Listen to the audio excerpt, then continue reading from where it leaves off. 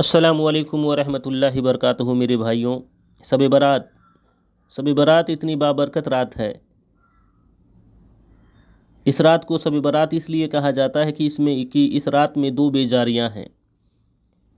ایک بدبخت لوگوں پر جو اللہ تعالیٰ سے بیزار ہو جاتے ہیں اور دور ہو جاتے ہیں نیکیوں سے اور گناہوں میں مبتلا ہو جاتے ہیں، اور اولیاء اللہ ذلت اور گمراہی سے دور ہو جاتے ہیں۔ جو اللہ کے نیک بندے ہیں، مومن بندے ہیں، وہ گناہوں اور برائیوں سے دور ہو جاتے ہیں اور اللہ اور اللہ کے رسول کی یاد میں لگ جاتے ہیں، ان کی حمد و ثنا میں لگ جاتے ہیں۔ روایت ہے کہ رسول اللہ صلی اللہ علیہ وسلم نے ارشاد فرمایا کہ جب نصف شعبان کی رات ہوتی ہے تو اللہ تعالیٰ اپنی مخلوق پر رحمت بھری نگاہوں سے دیکھتا ہے۔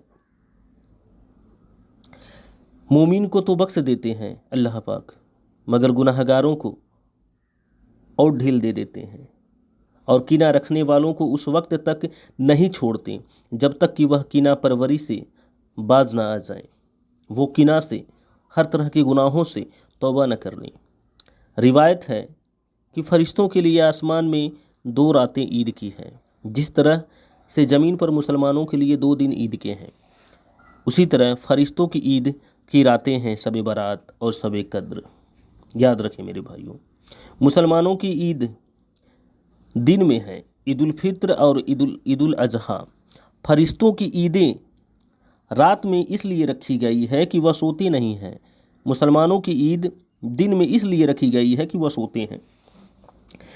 بعض علماء نے کہا ہے کہ اس میں حکمت الہی یہ ہے کہ شب برات کو تو ظاہر فرما دیا اور شب قدر کو پوشیدہ رکھا۔ شب قدر رحمت و بخشش اور جہنم سے آزادی کی رات ہے۔ اسے اللہ تعالیٰ نے پوشیدہ اس لیے رکھا کہ لوگ اس پر تکیہ نہ کر لیں اور اعمال صالح سے غافل نہ ہو جائیں۔ شب برات کو اس لیے ظاہر کر دیا کہ یہ رات حکم و فیصلہ کی رات ہے اور خوشی و علم کی رات ہے، رد و قبول کی رات ہے، رسائی اور نہ رسائی کی رات ہے، خوش نصیبی اور بدبختی کی رات ہے، حصول شرف اور اندیشہ عذاب کی رات ہے۔ کسی کو اس میں سعادت نصیب ہوتی ہے اور کسی کو سخاوت، کسی کو جزا دی جاتی ہے اور کسی کو سزا دی جاتی ہے، کسی کو رسوا کیا جاتا ہے، کسی کو علم و حکمت سے سرفراز کیا جاتا ہے اور کسی کو سر ننگو کیا جاتا ہے، کسی کو اجر دیا جاتا ہے اور کسی کو جدا کر دیا جاتا ہے۔ بہت سے کفن دھوئے ہوئے تیار رکھے ہوتے ہیں، لیکن کفن پہننے والے بازاروں میں گھومتے پھرتے ہیں اپنی لا علمی اور غفلت کے بدولت۔ بہت سے لوگ ایسے ہیں جن کی قبریں کھدی ہوئی تیار ہوتی ہے اور قبروں والے خوشی میں مگن غفلت میں پڑے ہوتے ہیں۔ بہت سے چہرے ہنستے ہوئے ہوتے ہیں، حالانکہ ان کی ہلاکت کا وقت بہت قریب ہوتا ہے، لیکن انہیں معلوم ہی نہیں۔ بہت سے مکانوں کی تعمیر قریب تکمیل ہوتی ہے، لیکن صاحب مکان کی موت قریب لگی ہے، انہیں معلوم ہی نہیں۔ بہت سی بندے ثواب کے امیدوار ہوتے ہیں، لیکن ناکامی اٹھانا پڑتی ہے۔ بہت سے لوگ جنت کا یقین رکھے ہوئے ہوتے ہیں، لیکن دوزخ کا سامنا کرنا پڑتا ہے۔ بہت سے بندوں کا وصال کا یقین ہوتا ہے، لیکن فرقہ کا منہ دیکھنا پڑتا ہے۔ بہت سے لوگ عطا کے امیدوار ہوتے ہیں اور مصیبت کا سامنا کرنا پڑتا ہے۔ بہت سے لوگ حکومت کی آس لگائے ہوتے ہیں اور انہیں ہلاکت سے دوچار ہونا پڑتا ہے۔ اسی پر حضرت حسن بصری ایک واقعہ فرمائے ہیں کہ حضرت حسن بصری نصف شعبان کی شب کو اپنے مکان سے باہر نکل رہے تھے۔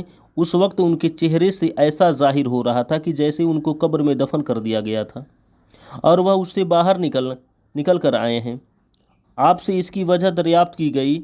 آپ نے فرمایا کہ خدا کی قسم، جس شخص کی کشتی سمندر میں ٹوٹ گئی ہو، اس کی مصیبت میری مصیبت سے کٹھن نہیں ہے۔ آپ سے پوچھا کہ ایسا کیوں آپ فرما رہے ہیں؟ مجھے اپنے گناہوں کا تو یقین ہے۔ انہوں نے فرمایا کہ مجھے اپنے گناہوں کا تو یقین ہے، لیکن میری نیکیاں مارج خطر میں ہیں۔ معلوم نہیں وہ میری نیکیاں، وہ میری سجدیں، وہ میری عبادتیں اللہ پاک کی بارگاہ میں قبول ہوتی ہے یا میرے منہ پر مار دی جاتی ہے۔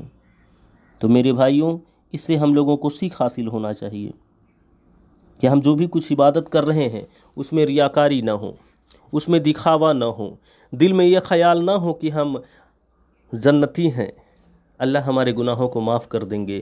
ہمیں اپنے کسی بھی عبادت پہ، کسی بھی صدقہ پہ، فطر پہ، زکوٰۃ پہ، روزہ پہ، نماز پہ گھمنڈ نہیں ہونا چاہیے کہ ہم اگر اتنا کچھ کر رہے ہیں تو اللہ پاک ہمیں معاف فرما دیں۔ بے شک وہ معاف کرنے والے ہیں، غفور الرحیم ہیں۔ وہ چاہیں تو ایک گنہگار کو اٹھا کے جنت میں ڈال دیں، اور وہ اگر چاہیں تو ایک عبادت کرنے والے کو جہنم میں ڈال دیں۔ یہ ان کی رضا ہے، ان کی مسئلہ ہے، ہم نہیں سمجھ سکتے ہیں۔ ہمیں تو ہر حال میں رو رو کے اپنے گناہوں سے معافی مانگنا چاہیے اور اپنے آپ کو ایک گنہگار بندہ سمجھنا چاہیے۔